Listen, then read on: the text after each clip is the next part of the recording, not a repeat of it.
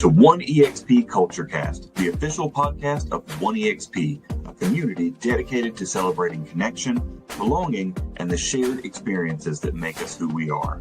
I'm your host, Cody Gilkyson, and I'm honored to lead this effort to amplify the voices that shape the culture of EXP Realty. Here, we dive into the unique stories, challenges, and triumphs of individuals across our vibrant EXP community. Stories of resilience, passion, and impact.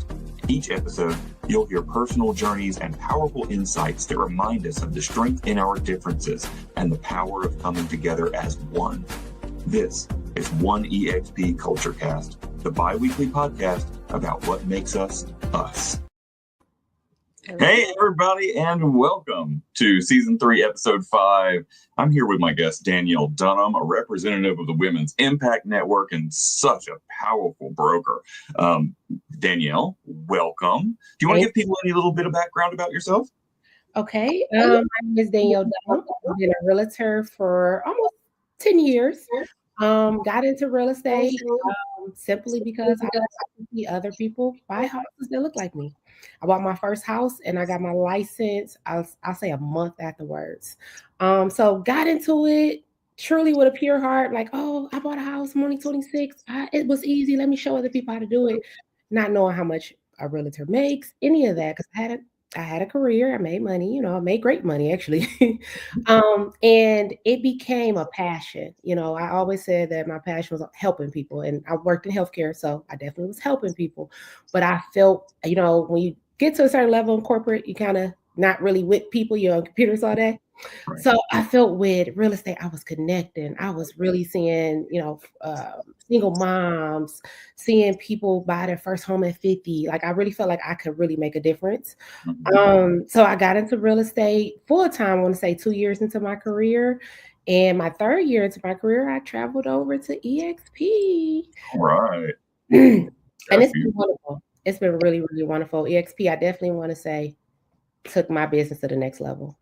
That's amazing. That's amazing. And you actually have some connection to some of my favorite realtors, LaShawn and Tawana Peterson Jackson, don't you? Do you want to tell us a little bit about how you're connected with those guys, Gal?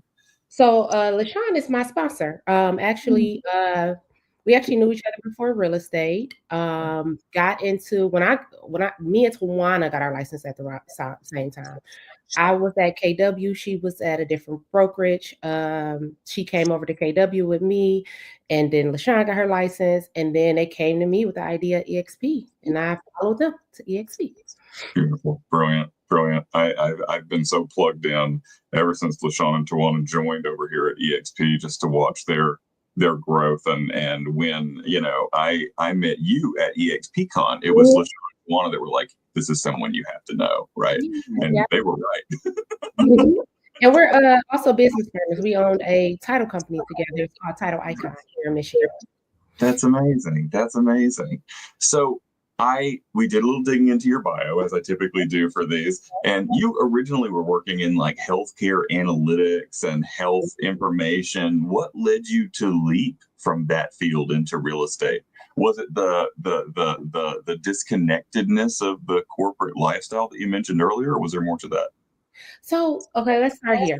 My dad was in real estate my whole life, right? So I was the real estate kid. I grew up in a real estate office. I went to showings on Saturdays. I went to the office after I got out of school. So my daughter's actually living my whole childhood right now. My dad actually passed away when I was 16, and it was kind of right near where the real estate market, dropped. So I had a lot of my family was in it. It wasn't the same, it wasn't, I just knew at 16, I knew when I graduated, I was getting my license and I was going to get into real estate. I had it all planned out, but when my dad missed it and most of my family kind of venturing out. And if you guys don't know, Detroit was hit the hardest by the housing market. Our houses went to nothing. So I was in healthcare in high school. So I was, we had this program where it's like a nursing we call it OSHA, but it was like a nursing class you would go to, and it's your senior year. And if you were top of your class, you got a job at one of our area hospitals. So that was my passion. I was going, so I went to school for that. I started working at the hospital after I graduated, and I just kind of transitioned. So I can't say that I wasn't doing what I wanted, like I wasn't in my like field. It's just that I just felt like I could get more out of real estate, that it was more impactful, and it didn't help that real estate paid a lot more. Yeah. I feel that. I can relate to that story a lot because my whole family were in banking. My mom and my grandma and my aunt and my great aunt and my, like all these people were in banking. So when I got done with college, I got a musical theater degree, by the way. So that has nothing to do, but it's a communications degree. So I am able to use it in some ways. But I landed in banking and I thought, this is it, and then it's a little different for me because then real estate honestly found me, it was one of those things where if I described to you how it came to be that I stopped working in banking and started working in real estate, it doesn't make any sense because that's just fate playing its hand for me. You know what I mean? Yeah. But I definitely feel that family business thing. You know what I mean? That's why I was happy and content in banking. I just got to the point where I hit a glass ceiling. And I think so too. Same here. It was like, okay, what's my next level in this? And it was like, okay, I could be the director, but I'm still doing the same thing. Yeah. And I'm really pleased to see that in the real estate industry, both as realtors and as me, who's a working staff member for EXP, the glass ceiling didn't really exist for me here. I was embraced for my differences here. Yeah. You're so right. And I always can say I always been a person that kind of speak my mind. So I don't ever feel like corporate wise, I wasn't able to be myself because I always excel at being myself, being authentically me. That's just always been just it, Of course, I know how to tighten up when I need to. But real estate allowed me to be truly authentically me and not apologize for or overthink it too much. Stay to it, it freed me from a lot of things. And then also being a mother, like, okay, I'm going to go pick my daughter up early and we're going to go do this and I'm not going to feel bad for it versus working and like trying to navigate not being able to do after school activities because I had to work, You're working on somebody else's time. Yeah. I love the freedom that it allows me. A lot of people know that with my free time, I run a nonprofit here in my local area, in my city. And a lot of that has to do with the inspiration I've drawn from the realtors that I work with, because I believe, and I've said this before, that a truly effective realtor naturally becomes a leader in their community. Yeah. And if you really grab that by the horns and utilize it, you can actually beautify and make your city a better place for people like you, which is really beautiful. And it's something that I carried over into like this, if not me, then who sort of mentality, right? That like, if the queer people in Danville needed somebody, why shouldn't it be me that gives it to them, right? Yeah. I totally understand. I'm actually, I feel like I'm venturing into that part of business now. It's like, okay, it's only so many awards you can win. It's only many houses. Of course, you definitely can sell more. You definitely can win more awards. You definitely can go to a different stage in different cities and things like that. But right now, I always had a mantra that I wanted to make an income while making an impact. Right. So I definitely feel like I made an impact. I made a lot of people homeowners. Detroit was recognized as having like a 30% increase in homeownership because the houses, our market was terrible. Nobody owned a house. Most people lost their homes. Big three went down, housing market crash. Land bank owned majority of our homes in Detroit. So, everything is coming up. But when I really think about impact, now it's outside of real estate. What can I do outside of real estate with this knowledge, with, the hardships I've been through in life? And how can I show people that, hey, even though you go through X, Y, and Z, you still can be successful. You still can reach for the stars, or you still can make a difference. If nothing else, I want to make a difference. So I am definitely in your lane right now, Cody. I love that. That's what my mind is turning on more than anything. That's beautiful. And I love hearing that you bought your first home at 26. How did that experience, how do you translate that into lessons that you give to your new clients, especially first-time buyers? Cody, that's how I built my business. Yeah. So one thing about real estate is being authentic, right? Guess what? My first post was talking about my process of buying my house. When Mm. so one, let me just say this, right? So one, I was working full time. My broker didn't know my name. I wasn't able to go to classes. They put you in a mentorship program, and you every time you call, they don't help you out, right? So I totally had to dig deep, Google stuff, and really learn real estate on my own. But obtaining clients, when I'm working with my first client, I'm talking like experienced realtor. Guess what I'm going off of? My home buyer experience, Mm. But I'm very authentic. Like even to this day, I'll share a story about like, hey, when you think about buying a home, don't be scared. Like I was 26. I had a 3-year-old, single mom. Like, and I tell about the wins of it. I was paying, I want to say $1,200 a month in rent for a 2-bedroom apartment. I went and my mortgage was 800.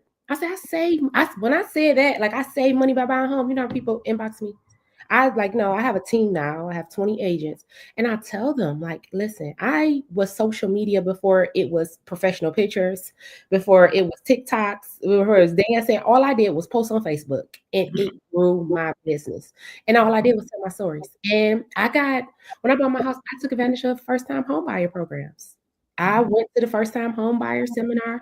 I learned about them. I researched them. I followed up. When I got 21,000 the first time home buyer dollars, right? Wow. So I became an expert on that. So, okay, I know about this. So I would reiterate that. The first lender I worked with was the lender who sold me the house. Mm. So Wow. just telling your story. That's what most realtors got to be comfortable with, is telling their story, and people gravitate to it.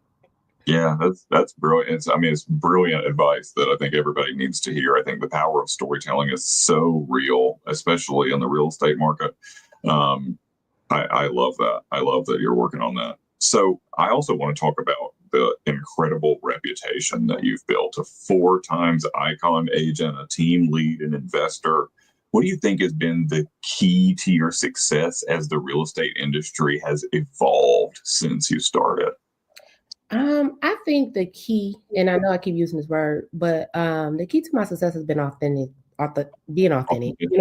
Um, I don't sugarcoat anything. Like I'm a realtor's realtor, right? I don't care if you really, you don't have to be an EXP for me to be your friend. Of course, I would love for you to join us, but I'm always maintain a great relationship with any realtor I ever came across. So always being kind, showing grace, being professional. Yes, sometimes we got to fight for a client, but I don't want to feel like I'm arguing with you, right?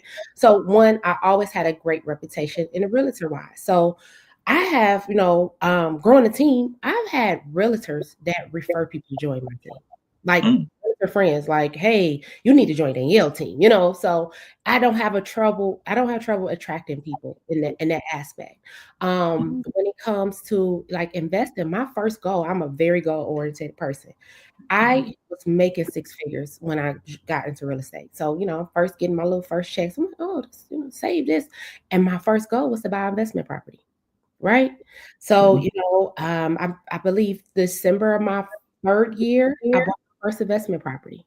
And I kept that mindset. So if I had a great month, I bought and let me just say this, guys. I live in Detroit, and at this time, we're talking 2018, 2019, and I literally bought an investment property for 30,000, and they already had a tenant and paying 1,300. I mean, it was a no-brainer. So Yeah. I'm buying stuff cash because it was just that, our houses were really cheap. So, I always had a goal of, I always think bigger. I don't want to just sell houses. I'm not about to work with investors and they buying up all the houses and I'm not about to buy me one. So, that attribute to my success in investing. And then I got into flipping, which I actually prefer more than renters. Yeah. And Detroit, man, is that ripe territory to go flipping? Yeah. Yeah, so I've made really good money with flipping homes. So and I love decorating, I love designing, I love light pictures and things like that, So it really was up my alley. And then I also started flipping during the time where COVID hit and it really wasn't much inventory. I said, oh, let me get some inventory out here, Yeah. So that's how I got there. And then, you were able to tie in stuff that you like to do. Yeah, and I know what. So career. for years, I primarily was a buyer's agent. So I know what buyers want. I know what's gonna bring them in the door. What's the ooh wow, and it's as simple as getting a nicer light fixture in the kitchen. Really investing the money into the kitchen, nice countertops. Make sure you include some appliances, and maybe you can be a little, just paint the walls and refinish the floors. But it's certain things that buyers like, and I kind of, made sure I went towards that. Now, when it came to being an icon, it was, you know what, let me tell you this. My first year at EXP, I did not know what icon was. I literally was $30. I didn't know I found out, okay, my start over date is December 1st. I found out what icon was in November, and I had 5 deals that were supposed to close in November. They didn't. I literally was short $30 my first week. But I didn't know but that was the production I was doing. Yeah. Transferring over from EXP, it was kind of like, oh, okay, like we get rewarded for doing, 50, 60 houses. Then that was normally my production anyway. So I didn't shoot for it as a goal. But when it came to icon, that's just put like I said, icon came from most of my clients are Spear. I didn't start paying for leads until I got a team. I literally have a client that I can say sent me 20 clients. I have a client that it's so funny. I have a client that I sold a house 5 years ago, and she just called me yesterday and have her brother who's about to buy a house. I really worked off my referrals and my relationship with my clients. Very personable. I educate. I'm big on education. If you're going through the home buying process to me, we're gonna talk about it every time we go see a house. I'm gonna explain. I'm gonna sit down and explain everything to you. Like by that, and I say this. I say by the time you get done buying this house, you're gonna be able to explain to everybody you meet how to buy a house. Like, make sure you understand. I don't want no gray area. I don't want you don't understand what an EMD is or why you have to fight this appraisal. I want you to know everything, every scenario. If we're going to see houses, we got nothing to do but talk, right? Let's talk. But also make a, and it's just me being me. I'm gonna talk to you. Okay, how's the baby doing? Okay, pick him up from school. Okay, what y'all doing for Christmas? You're like, that's me. I'm a conversational, conversationist. So I will always build these relationships. And one thing I could say, my clients came from social media. So guess what? When we talk about following up with our clients, hey girl, you look cute. Every time they post a picture, I'm commenting. Hey, happy birthday. Oh, yeah, girl. Yeah, girl, I had a cold too last week. I comment on all their stuff. I'm on there. Like, if you think I'm on social media, just no, I'm on all my clients. Oh, your baby getting so big. So say you're supposed to touch base with your clients, but I'm lucky that all mine, primarily came from social media, or I didn't follow them after, or they found me afterwards. And it became a trend. One thing I used to always do when I first started was take a picture of my clients at closing. So and it was kind of before a lot of people here in Michigan did it. So I literally had clients, they got with me. Oh, I can't wait for closing day. I got my outfit ready. I had clients go get their makeup for closing. It became a thing. Like, okay, yeah, I can't wait. So it's like, and, it's the power of social media. It's the power of being good to people. They're always going to refer to you. And just following up, grounding the payment. I am not above anything. I will sit on the phone and call all day. I'm going to reach out to my past clients. I'm going to go show this house. I'm going to do that. And if it don't work out, it don't work out. I will give you another plan. I'm a worker. I'm a worker bee. So it's possible. I don't want anyone to feel like it's not possible to become that. I love that. I love that. I love hearing all of that. I mean, there's a level of personal ability and youthfulness to your approach. The way that you approach social media is so refreshing. I don't know. I'm getting a lot of tidbits out of this. It makes me want to be a realtor. It makes me want to buy another house so you can be my realtor. And one thing I want to say to that, I feel like you always got to talk about real estate. You don't. Like I can get more likes on the post I talk about my daughter.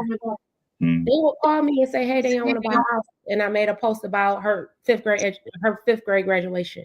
So talk about life stuff. I crack jokes. I'm funny. I try to be funny or be personal. I can't sit up and think about. How they like, dang it, your content and thing. I'm not about to sit up and think about a different way to tell you about buying a house.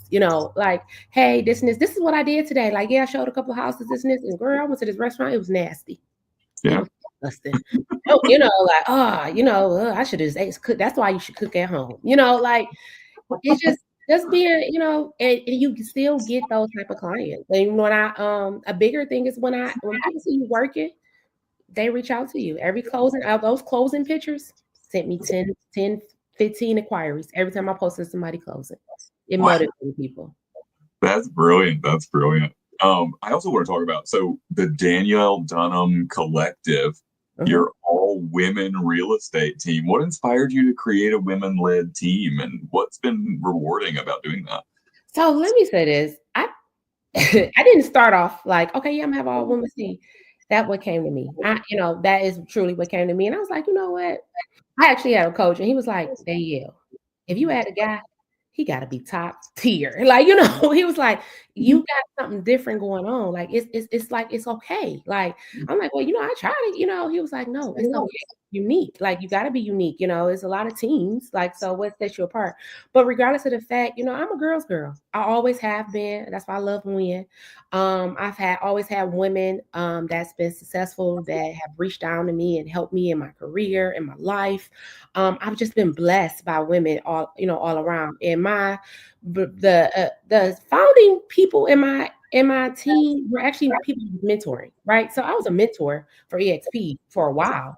So what was different from me starting the team? I'm already teaching them how to write contracts. They're going on showings with me. I'm meeting with them I'm a good mentor. My mentors are cappers and soon to be icon agents, like, so, then they're single agents. But, I always been a really good, diligent mentor. So it wasn't really a difference, but it made it easier for me. It's like, okay, I'm mentoring anyway individually. What if I can get them all together, sit them down and just teach at one time? Like, so that was my idea. Also, I had got to a point in my business, I was so busy. I mean, I did everything. I went from, just me and a transaction coordinator.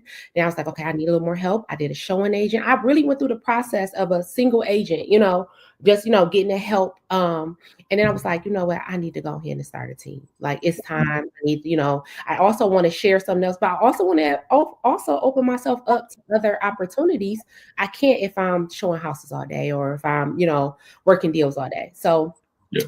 It was a need, and then it also was a want to really see women succeed in real estate. It's a lot of people who's in real estate who's not really successful, that really, I feel like you should live it's not a replacement of a job. It's a replacement of a dream. I feel like, it should be something you should be making more money than you could possibly work, at your last job. It shouldn't be, I make the same amount, but I like this more. No, I make double what I was making or I was, reporting to a boss every day. So I really want them to see that and understand that it can be a lot, because a lot of people in real estate, they get content, they close a house here and there. I was like, no, you're supposed to close 3 houses a month. That is possible. Like, I want you to know that it's possible. You can close 5 in a month. You can make 30,000 in a month. You can make 50,000 a month. I want you to. So that was the best place. The wins I have experienced, I have seen, I can honestly say everybody on my team business have grown, right? Of course, as a team, I want us to do better, and I think we can definitely expand more. But I can say this individually, each agent has done so much more than they did when they were by themselves. So that's pride in being a leader.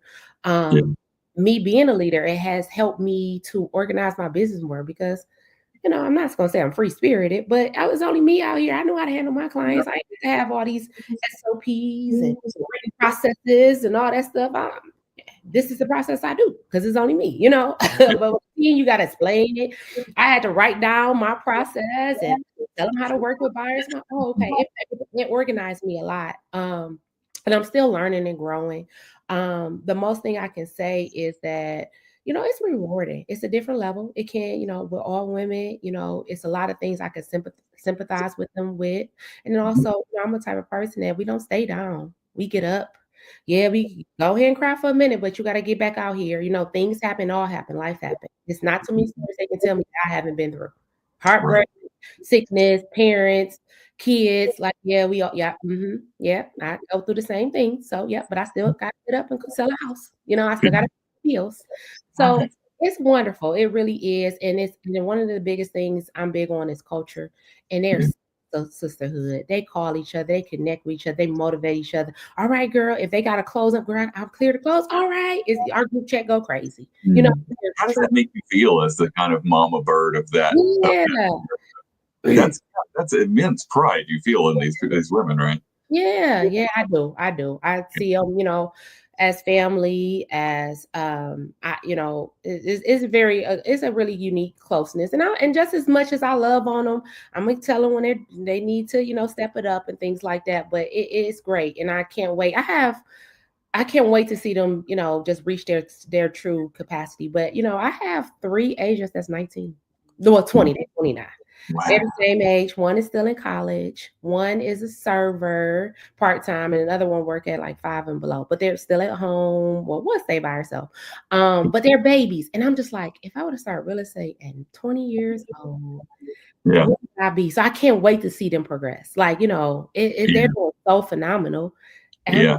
They're It gonna be blows my mind when people that young are able to succeed in this industry. They really have a level of hustle that 18, 19-year-old Cody could not have. yes, Cody. Yes, that's it. Could not have ever. I think about Gracie Barnhill is the pretty newly elected chair of the Young Professionals Network, the youngest person that's ever chaired one of those networks. She's even 20 yet. Oh my God, that's wonderful. And she's leading one of our largest resource groups because she has put in the work, right? Okay. It's wild. I love seeing young people succeed. To me, success for yourself is one thing, but to me, there is no greater high in the world than watching someone who you helped succeed farther than you could have imagined. Is oh my God, I love that feeling. I chase that everywhere I go. That's why I love your own success. It's so much. Oh man, you so right, Cody. It's nothing better than that. Like it's nothing. It's nothing. Yeah. So let's talk about the title company. So as co-owner of Title Icon, how's that expanded your ability to support your clients and your agents? So let me see how I expanded my one, it streamlines things, right? So we have a great title company. And if you ask, I don't know how, I know different states are set up differently, but title is a big part of closing the deal. So one, being the owner of it, I can say, okay, yeah, we're gonna get this done, we're gonna get this, being a team leader, it helps out because it's only one title company. We understand the process. We understand the contacts we need to reach out to. It gets things done, a lot better there. But also as being in the community and being a realtor, it's not really not many realtors own a title company. They're starting to now. It's not only me, LaShawna Tawana, it's also 2 other agents. We're EXP, Andrea Cook and Future Davis. They're also partners. So it's Black owned, it's women owned. So it's definitely something to be proud of. And we're just in the process of getting people, our allies, our other realtor friends to use it. We do pretty good with just our deals as a whole. LaShawna Tawana has a team, Future has a team, Andrea is by herself, but she's a top producing agent. And we do pretty good, but we're just looking to expand. And it's a wonderful title company. And we are kind of getting to our second year of being in business, year and a half. So we're definitely growing and seeing the progress. You'll get there. We believe in you. We as the one EXP community thoroughly believe in what you guys are doing. You're going to get there. So, what else was I had? So let's talk about challenges you've seen in your life. So at 22, you were diagnosed with multiple sclerosis. That could have sidelined a lot of people, but instead it just seems to have fueled your drive. How did that experience shape your mindset in your business and your life? So let me just say, it was really humbling. When I first got diagnosed, I mean, Cody, I thought I was about to be in a wheelchair. I thought I was going to have to be on Social Security. Like, it was dark. It was a dark period. And I was so young, and it's just like, okay, well, what is my life going to be like? They call MS the young person's disease because majority of people do get diagnosed in their early 20s, teens. So, it kind of hits hard. I remember, I had a period where I was laying in the bed for months. And I just, praying and just thinking to myself, I was like, I can't do it. Like, I was like succumbing to it. And then I just like, I can't do this. Like, I cannot be here. I don't care. You know, once I got like the treatment, once I got diagnosed, I started actually getting treated for my symptoms, which is majority of the treatment is steroids. So I'm going to the hospital getting these steroids treatment, getting fat as heck. Steroids, if you don't know, pump you up. But but I'm feeling better. I'm starting to feel like myself, and I'm like, oh, I gotta go back to work. I gotta, like I don't care if nothing else, I try, and I started going back to work. And I kind of went back a little too soon, but it was good for my mental, right? And I was like, okay, now this job, I was kind of high level, and I was working in corporate at a hospital, and I was like, and I kind of always kept a little part-time job at an area hospital where I kind of worked in ER and kind of got to talk to people all day. So I was like, let me just go ahead and transition that. I could kind of do that more than I can sit here and think all day, because I was still a little fuzzy. But it got me back motivated. Like, I refuse to. That wasn't my first hardship. Let me just say that. My dad passed when I was 16. My mom went missing for a while. Like, I've been through a lot, and I had to push through, and I had to push through that. Health wise, it was one of those moments where, okay, I have this, but am I going to become this? Right. I still had dreams. I still had goals. There's still things I wanted to reach. And I don't know if this is correct or the right way to think about things, but in my mind, I put MS in the back of it. Like, I didn't walk around like, oh yeah, I have MS. Like, I am honestly just now being very vocal about it. Not because if you asked me, I wouldn't tell you. It was more so like, I don't want nobody feeling sorry for me. Like, I'm okay, but I need to be vocal. And like I said earlier, Cody, I'm kind of getting to that space where I want to be impactful and I want to feel like I'm helping people. I need to be vocal because it is a lot of people. It may not be MS, it may be cancer, it may be diabetes, it could be, any health issue that they're going through, and they are letting it stop them, or they may just be in a funk. I just wanted them to know that in there, if I would have ended there, I would have never reached the heights that I have now. Like, I wasn't even in the height of healthcare. I was still working at the front desk or working in the ER, walking around with a tablet. And you got to put life is going to life. Like, things in life. God did not promise us a life without hardship, but He did promise that He's going to be there. And that's just what I just lived on and pushed through. And I had a daughter after that, and and it was phenomenal to me because most of my MS doctor told me that I really shouldn't have one because of medicine. And if nothing else, my child motivated me. I really was like, oh no. Oh, my parents my mom, my dad was able to show me so many wonderful things. Oh, I gotta be that parent. Oh, I gotta have this. Oh, I have to, like, my first house was, okay, I have a kid now. I have to have a house. It was no excuse. No, she needs a backyard. She's bigger. She's 3. She wanna go outside. I'm not taking her to this dirty park. So I just, you gotta push that. And I don't want to come off, mean or anything, but you gotta push through. Like, you gotta push through. Things are going to happen. I know it may feel like it's the worst thing that has ever happened to you, but I cannot have it let me down. I've been sick. I had a moment. It's like a year and a half ago where I was sick for like 3 months, and it's the longest I've ever been sick with MS. And I'm like, and the doctor's like, damn, I don't know what's going on. Really not a flare. I don't know, but and I had a moment where I had to sit down, and I just honestly, I took that. Even at 3 months of sitting down as a moment, God just needed to sit me down and have me really think, because I was just moving so fast. I have been moving so fast. Business, and hadn't had a time to really process things, to really think things through, and it cleared my mind from a lot of things and made me go out here and understand the power of no. I can't do it. Hey, this is too much on me, and I've been operating in that space, and it brought me so much peace. And, I just been going forth, but I just feel like this, things are going to happen. And I'm sorry. And I'm pretty sure if you talk to the next person, they probably can tell you a horrible story that happened to them, but they got through it and they made it to where they at, where they are. Some of the most successful people has probably been through the worst things, and I'm not going to be defined by a disease. Yeah, yeah, and it's you talk about wanting to be impactful with this, and I think everything you just said is going to hit somebody Mhm. because I think most of us can really relate to uh, is something knocking us on our backside for a period of time, and Mhm. what it takes to get back up, and how you respond to that really defines you as a person. And I think it's beautiful to be able to look back now and say, you're one of the best realtors I know. And that's not, you're one of the best realtors with MS that I know. Mhm.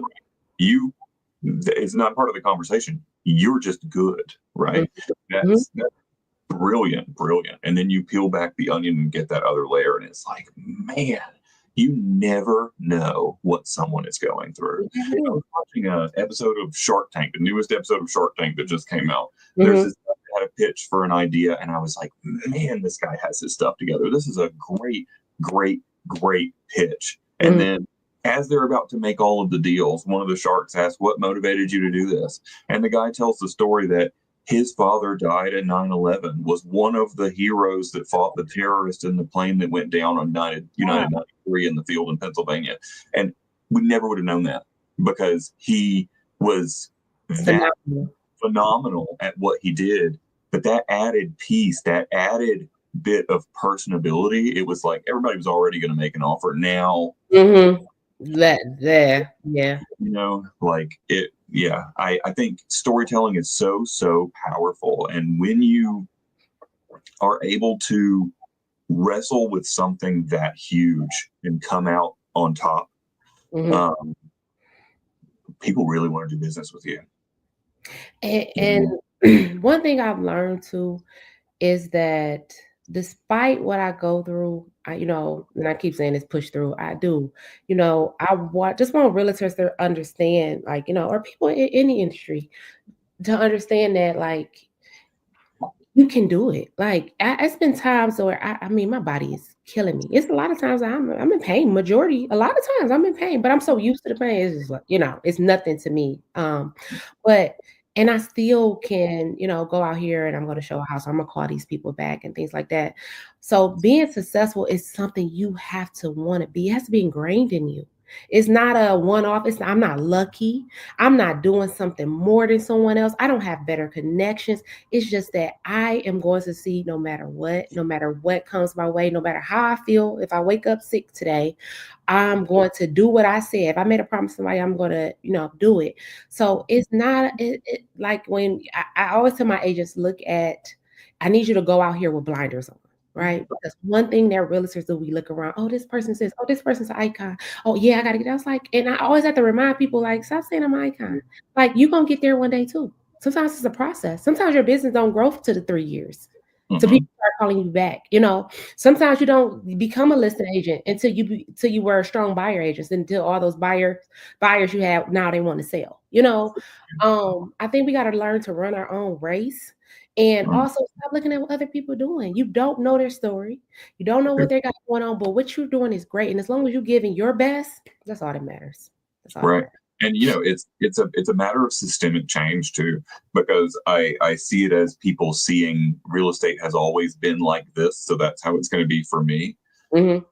But that's not always true. It No. is what you make it, and it is what you put into it.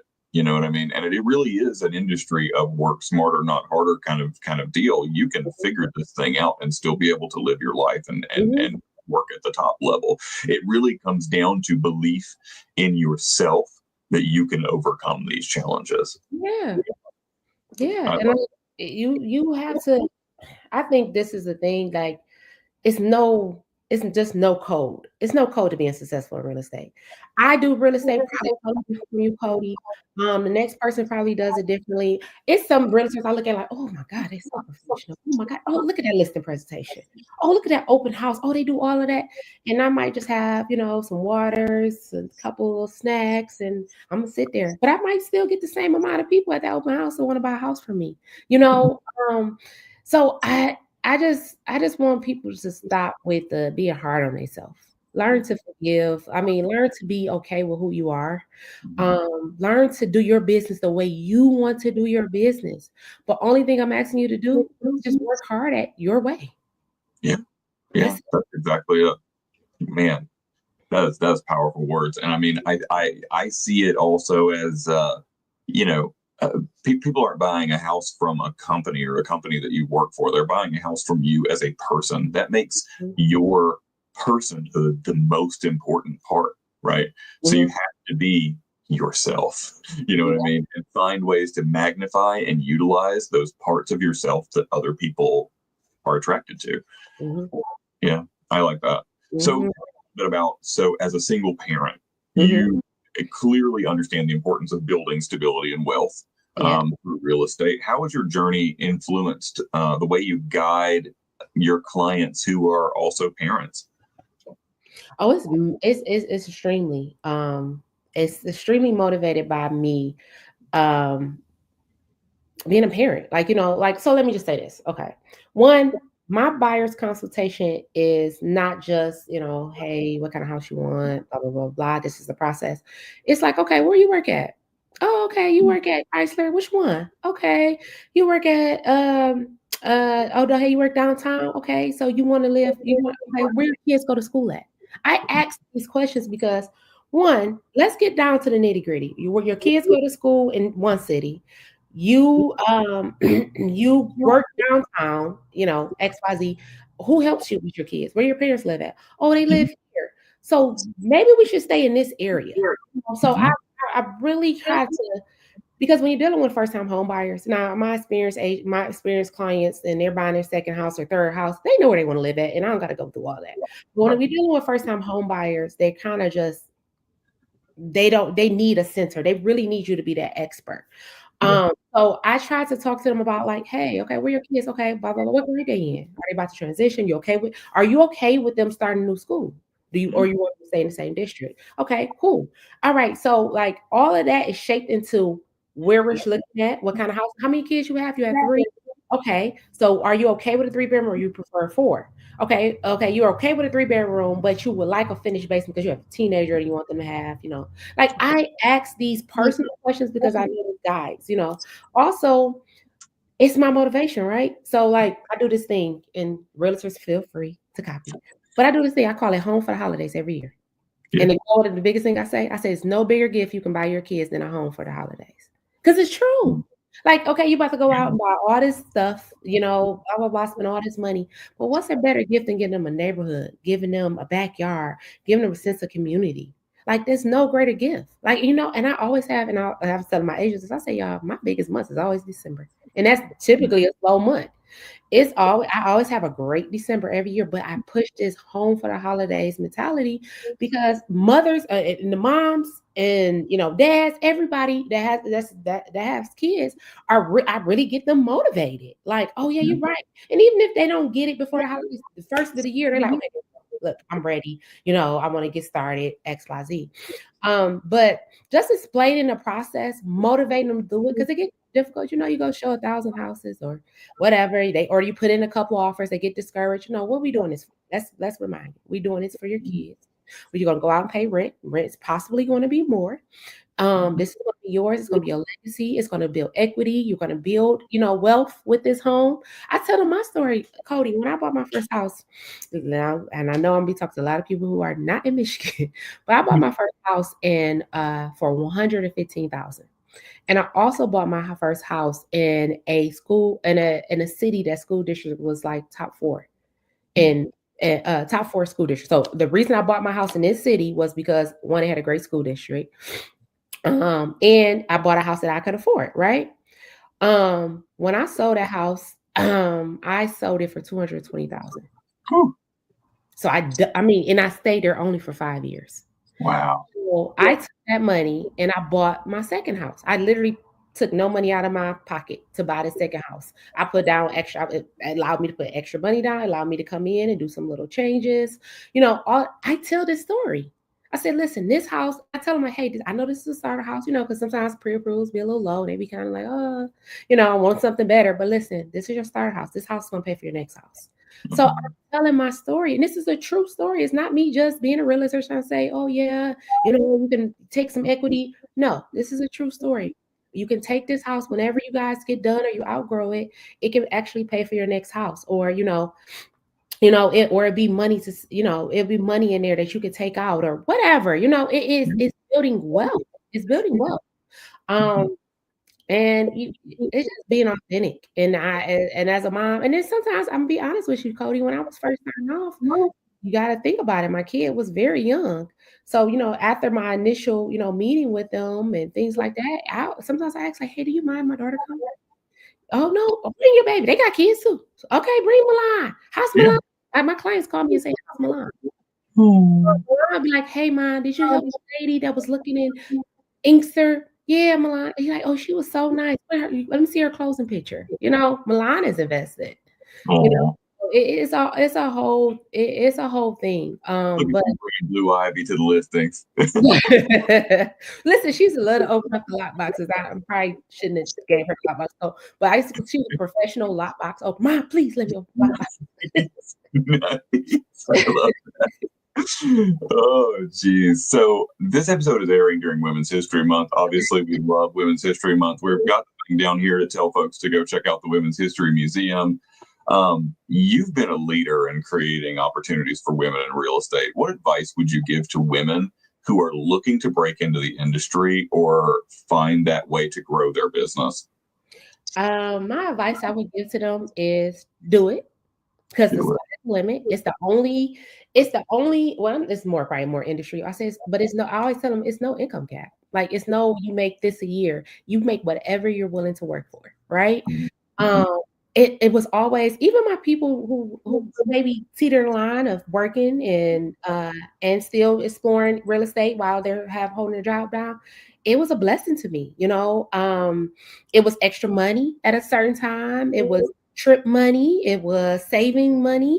It would allow me to do special things I want to do with my daughter that I wasn't able to do with my regular check. It allowed me to buy investment property. It allowed me to connect with some wonderful, wonderful people. It's some of my clients have become my best friends. If you are not that social, or you don't have that friend group, real estate can really expand that from realtors to brokers to lenders. You can really get your own set of people from it. And it's a very powerful industry when it comes to really making an impact. You really can change people's life. You are selling them the most expensive thing they will ever buy in their life, right? Understand it. Treasure what you do. Don't look at it as a paycheck. Please don't. Please don't. When you look at it as how many people can I serve versus how many clients I can get, it change direction. The money comes. I'm gonna be honest with you. Look at it as, what can you do to make an impact in these people's lives? What can, and it comes back to you. Be that type of person that's going to give a great experience. If you were at Disney, you had to rate it, Disney has the best experience for, kids go there, they just talk about this magical time. They need to have that magical time with you. Be a good realtor. No, that's when I preach to my agents. Be a good realtor. I don't care. If the house is not good, you're not forcing nobody to buy it. If the inspection is shitty, walk away. If you know you have somebody who's limited on funds, no, they do not need to buy a fixer-upper. Like, just be real. Like, it don't seem like the house for you. I need to find you a house that has a little more to it. Be like, really think about a person's. It's not just you got to sell them this house. Think about their life. That makes sense. The best for their life. They will reward you for it. You will build your business from that. It won't be a bad decision. And lastly, just know anything goes wrong with the house, it comes back on you. So make sure you do your due diligence. Be an educated realtor. I know you might can get clients. Try to learn your craft. Try to go to classes. EXP has wonderful classes. It's something you can learn every day. Even me being in the business almost 10 years, I still take classes. I still want to learn new techniques. I'm willing to hear anybody. Don't mean I'm always implementing everything. I might change a little bit for me, but always be willing to learn. You do not know it all, and you want to know it all, because guess what? You're selling somebody the most expensive thing they will ever buy on this planet. Understand that and respect that you have to put time and energy into this craft.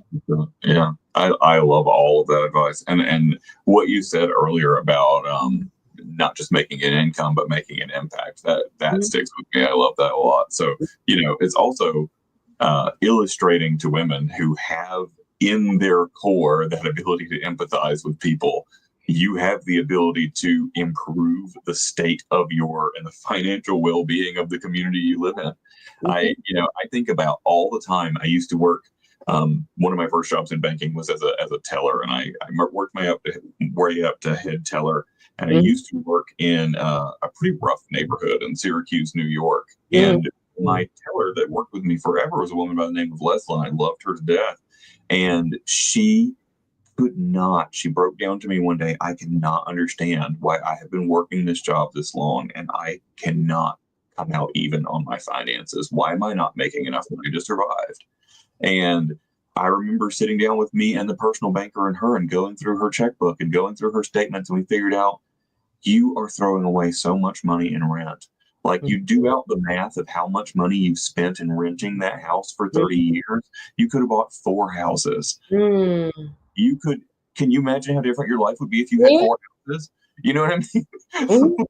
It really, it spoke to me like this. If she would have had this education in her 20s, would have changed her life. You know what I mean? And that's the kind of person you can be for your community, the person who's giving those lessons before it's too late. Yeah. And Cody, I had like, I always talk about her because it was like my turning point, right? This was a client that was my turning point. I had a client who had 5 kids and she always lived in low income housing, right? So low income housing, you don't make that much money. This lady went back to school, got her bachelor's, got a great job with the state. So now she's in low income housing, but she's paying regular rent, And she's like, well, Danielle, I really want to buy a house now. So I'm like, okay. So we looking for a house. And guess what she told me? She said, she had 5 kids. She said, I want to buy a 5-bedroom house because my kids has never had their own room. I'm going to find you a 5-bedroom house. Yeah. And we looked and we searched and we searched and we searched and we finally found a house. And it literally had 5 bedrooms to the T. Like, it was like barely touching it because her budget wasn't that much. But she got that house and she had the sweetest kids. Like, kids can be a little bit, they was all different ranges. And then I think her oldest was about to have a kid. Like, they was all different ranges, but I've never seen, like, they were so well mannered and just the sweetest kids. And when she closed, we literally both was crying because it's just like, I really know you didn't struggle. You didn't have 5 kids by yourself. You live in the hood. Okay, the hood. And you bought this house for your kids, and you would kind of like, her biggest thing was like, I couldn't show her a 3-bedroom, 4-bedroom. No, I had to show her a 5-bedroom home. And her biggest thing, I want my kids to have their own room. And I'm just like, how humble, like, that, damn, your kids had their own room. So like that does push me forward. Like, oh no, healthcare is me sitting here going through data of and I was IT too. So it's like me going through EMR systems, and it's never going to amount to this feeling. Like, it's never going to make a difference in nobody's life like this. I'm making a difference in doctors' lives, in their practices, Yeah, that's amazing. So I just want to call out before we get to the end here. You were recognized as Detroit's favorite realtor. What does that mean to you to be seen as a trailblazer in your field like that? It's so phenomenal. That was actually in 2021. I was actually the first one, right? When they came out with the award.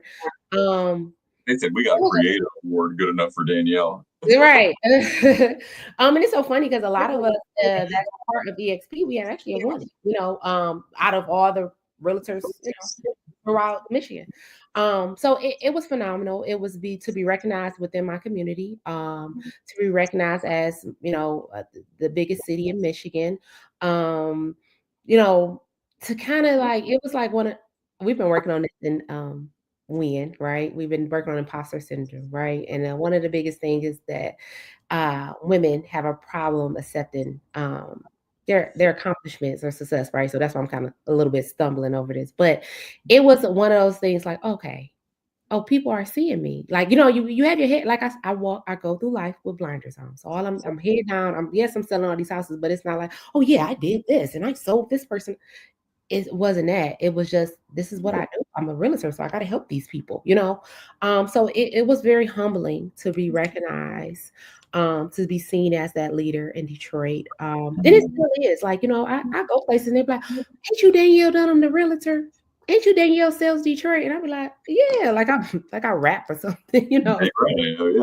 Okay, yeah, that's me. So it's still humbling. And I'm thankful that my business have grown that much. And I'm thankful that, I don't have to work as hard and that people just literally call me and say, hey, I want to buy a house. But it took a lot of hard work. And I also recognize that. I recognize that, hard work does pay off. And like you are living in the result of everything you put in when you didn't have anything, Yeah. So we always end the episodes with the same question. I've asked everybody for 43 episodes before you. I'll ask you now. Okay. If somebody was given to you and they said, Danielle, it's my first day at EXP, what do I do? What advice do you give them? First day at EXP, I would say get on Workplace. I think a lot of realtors miss the ball with not connecting because it's such a great connection. I'm telling you, my first EXP con, get on Workplace, go to EXP con. My first EXP con, I never felt so accepted, right? So, everybody got their own culture in each market they're in and things like that. Michigan market is not, it's very competitive. You're cool with the people that's in your brokerage and that's pretty much it, And I went there and it was like, I met a lady in Hawaii. I was making friends with people in Atlanta. Like, I'm talking about we hang like, what time you going to lunch? Okay, I've never felt so connected and like family until I came with EXP. But even with Workplace, like going to one of the things and you're on Zoom, you're talking to realtors back and forth or inboxing them. I inbox I'll chat inbox Workplace, anybody a question. Cody, I didn't meet you a couple times. But people are so open. They are so open. So many people are open to help you. Me included. If you have a question, we have your bets about collaboration over competition. I always love that. Like everybody's willing to share their tips and tricks. Yeah. It's so strong with EXP. It's so strong with EXP. I just wanted to say, like, I've never felt more connected as a realtor until I came to EXP. Which is crazy in an all virtual brokerage, isn't it? You feel more connected here. It's so crazy. It's so crazy. I mean, so I have my own office, like, a little space because I just like working in the office setting. But I used to go to, past realtor offices and nobody talked to me. But I can go here and make a post and then I have 10 people in Workplace and 10 people responding to my question. Or I can inbox my broker and I could sit and have a conversation more than I had with somebody that was face to face with me. Right. Just connect. If you don't, I think a lot of people have a misconnection, let me get my word together. They think just because we cloud, you don't have connections. It's just because they don't tap in. So the first thing to do is join Workplace, get on there. You don't got to go in there, post, read, go through different groups, read different things that's going on. You will get that sense and you'll get an idea of everything we got going on. You do not need somebody virtually tapping you on your shoulder, telling you, hey, good job or XYZ. You just need to tap in and you'll get that. You will. That's exactly right. And I'll tell you, if you're struggling with where to go to find your community, a good place is search 1EXP on Workplace. Yes, and join a group. The top of that group has all of the groups, and you can join any one of them or more than one of them. I'm a member of every single research group, a proud member of every single research group. A couple of them. I like to see what everybody got going on. Hey. Right. I mean, seriously, every group teaches me something different. And it's amazing. It's amazing. You really do not have to be a member of those communities. You just have to be interested in learning from the people in those communities. And that's huge. And another thing for agents that have been a part of EXP for a while, get active. Get active in those groups, because if you really want to source a community, if you really want to have some lasting friendships, if you join a board, advisory, or whatever, you will get some really good relations. I mean, we have side, even in Win, we be laughing and cracking jokes and texting each other. And I've never met them until we got all on the board together. I really feel connected. We did Secret Santa, it's been really great. So if you want to feel that, definitely get active a little bit, and it's not going to take away from your business. That's cool. That's brilliant. All right. With that, we're going to wrap up this episode. Danielle, thank you so much for joining me today. Cody, I really enjoyed myself. That's great. I had a really good time. Stay tuned. Next month, we're going to feature folks for April is Earth Month. So we'll have some folks from the Climate Action Network. It's also Fair Housing Month. So we're going to be doing a lot of talking about fair housing next month. April is big for us, girl. Yeah. All right. All right. We will see you next time. Thank you for joining us for this episode of 1EXP CultureCast. If you would like to be featured on an upcoming episode or have someone in mind that you'd like us to invite, please contact us at 1@exprealty.net. If you have time, please be sure to scan the QR code on screen now to leave us a review on Glassdoor. See you next time.